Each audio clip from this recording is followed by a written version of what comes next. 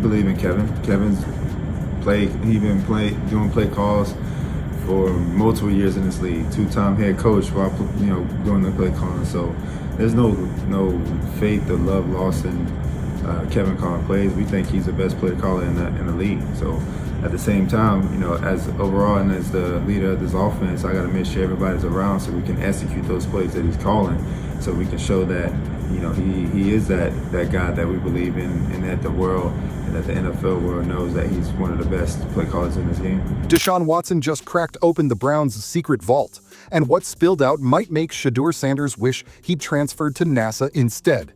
If you thought NFL drama was done for the week, think again, because this dirty plan might be the most chaotic thing Cleveland's ever executed, intentionally. And he really take information from the quarterback and all his skill guys.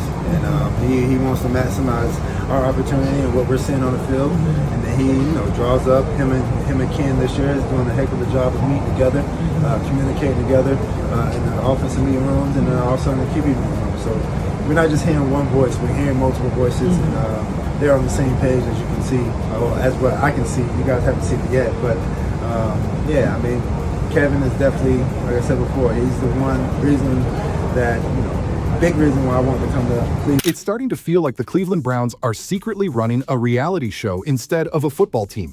Every week, there's a new plot twist, a new villain, and now, thanks to Deshaun Watson, a new leak. And no, not a locker room leak, an online one. I am here to tell you this.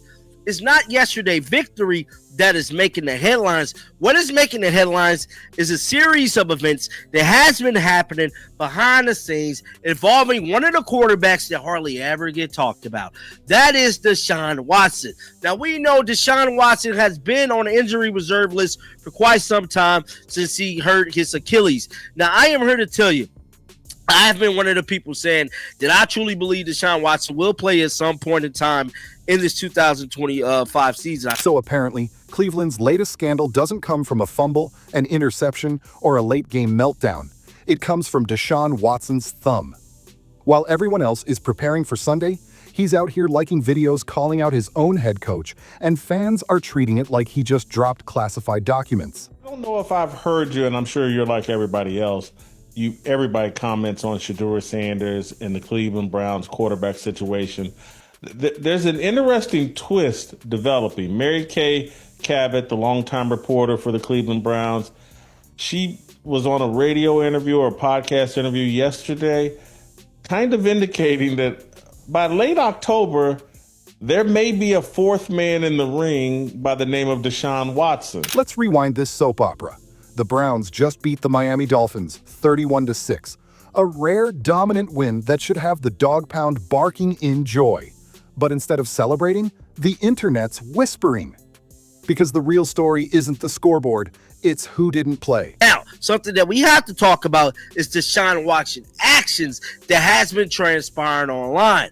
Now, even though the Miami Dolphins did lose, the Browns did pick up a victory. It's clear as day that Kevin Stefanski allegedly, we got to use words like that, is sabotaging Shedeur Sanders. Now, I am here to tell you, it's clear as day he is definitely not playing in the Shedeur department. Now, they won the game 31-6 over Tua and Mike McDaniels in Cleveland rainy yesterday. And then there's Kevin Stefanski, the offensive mastermind who apparently treats quarterbacks like rental cars. Drive them safe, never accelerate, and return them worse than you found them. It's like there's something in the Cleveland air that drains talent faster than a crypto scam drains your bank account. You know what? To me, when you forget what they've given Deshaun Watson already, it's what they're going to give him moving forward. Regardless if Deshaun Watson plays or not, Jason, he's getting paid a lot of money. And so if you're Kevin Stefanski, if you're Jimmy Haslam, specifically Jimmy Haslam, I want to make sure he is completely fried. Now, here comes Deshaun Watson, sitting on the sidelines, Achilles iced up, probably thinking, wait a minute, maybe it's not me. And what does Watson do? He hits that little heart, Just one small gesture, but oh, the internet caught it faster than a defensive back reading a bad slant route. So why is nobody talking about how the Cleveland Browns, Andrew Berry, Kevin Stefanski, and Haslam, the owner, are keeping Shedeur Sanders hostage? Before Joe Flacco was traded to the Bengals, the first offer from the Bengals was, for yours truly, Shedeur Sanders. But no, the 5th round pick they drafted, the Cleveland Browns said, we need a 2nd and a 5th round pick. But you can get the veteran Joe Flacco for just a 5th round pick. And here's where it gets good. Fans are connecting dots like it's a crime scene investigation. They've got charts, timelines, and screenshots, all pointing to one conclusion. Shedeur Sanders is the next target in the Browns' quarterback career destruction program. The plan? Keep him benched, run the ball into the ground, throw checkdowns like you're allergic to the end zone, and make sure no rookie gets a chance to shine bright enough to outlast the coach. But I'm going to answer this question by saying Shedeur Sanders. And I'm going to tell you why. I think he's being set up to fail. That's right, I'm going to say it. Okay. Here we are on national television, right? There's been 11 practices, if I remember correctly. He's been starting against he's been playing against the 3rd unit. He's 4th on the depth chart. And then suddenly you throw him into the start lineup, and he hasn't had any reps with the first team at all. Think about that. So you're just going to throw him to the wolves like that, huh? Because think about it. Dylan Gabriel starts. 13 completions, 116 yards. That's not football. That's witness protection. Stefanski's offense is so conservative, it should have its own seat in Congress. Meanwhile, Shedeur's watching all this unfold like, so this is the system I'm supposed to thrive in? Even Deion Sanders Jr. flew out to Cleveland thinking he'd finally see his brother take a few snaps. But nope. No secret that one of the biggest storylines of the NFL is Shedeur Sanders playing up under the Cleveland Browns system. Now, the Cleveland Browns system has not been a proven system for successful quarterbacks.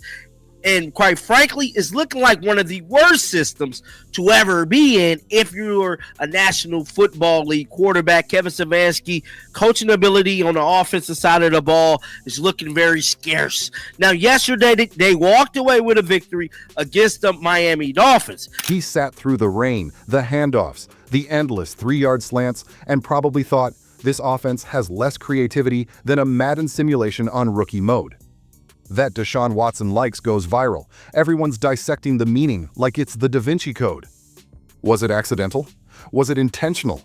Is Deshaun throwing shade? If you have no use for Shedeur, play him, increase his draft stock, increase his trade value, and then make the trade. The Baltimore Ravens already want Shedeur. By the end of the trade deadline, they might trade for Shedeur knowing, hey, we're not going to play Lamar Jackson the rest of the season. We're eliminated from the playoffs. Cooper Rush, he's not our future. Snoop Huntley's been here for 4 years, and he's cool, but we know his ceiling. And more than anything, the Ravens know how to manage a personality like Shedeur. They're not scared of those personalities. Yeah. They got Lamar Jackson. They had Ray Lewis. They had Terrell Suggs. They had Ed Reed. Like, the Ravens aren't intimidated by guys with big personalities, by guys with aura. Because let's be real, Watson might not have said a single word, but that screamed volumes. And the Browns' PR department probably went into emergency lockdown the second they saw it.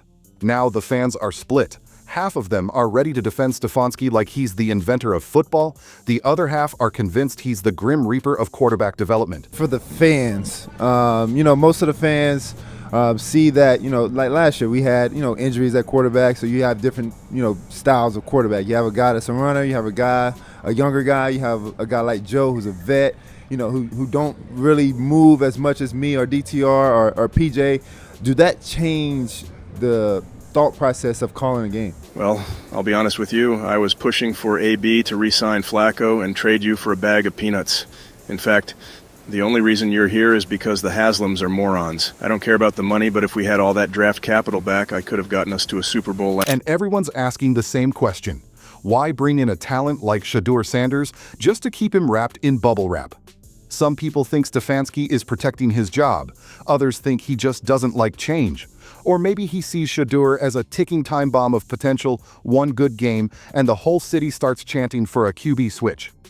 Either way, Watson's digital nod just poured jet fuel on the speculation. I still think Dylan Gabriel's was way better than Shedeur Sanders. I think the only reason Shedeur Sanders is even relevant is because of his dad. His dad literally made his name for him. The only reason he made the NFL was because of his dad. I don't care what y'all say. Y'all hype this kid up way too much. And I want to see something. You're playing the Rams. Again, a great team. A young team. Let's see what they do. Pressure. He's rolling out. I mean, he just looks slow. He just looks slow running.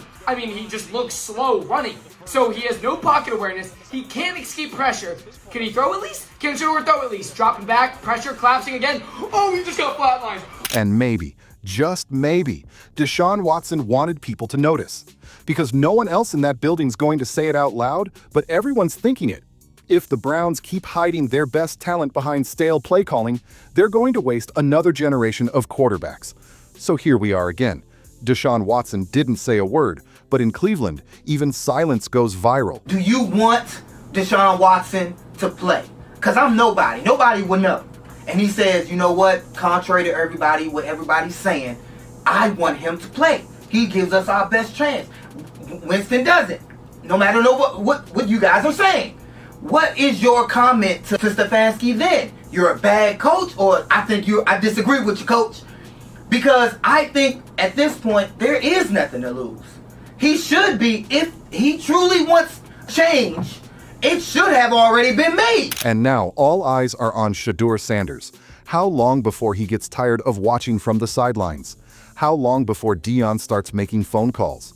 How long before the Browns realize that no matter how many games they win, they're losing the one thing that really matters: trust?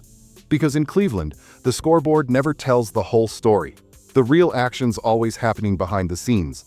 And if this Deshaun Watson saga is any clue, the Browns' biggest opponent this season isn't another NFL team, it's themselves.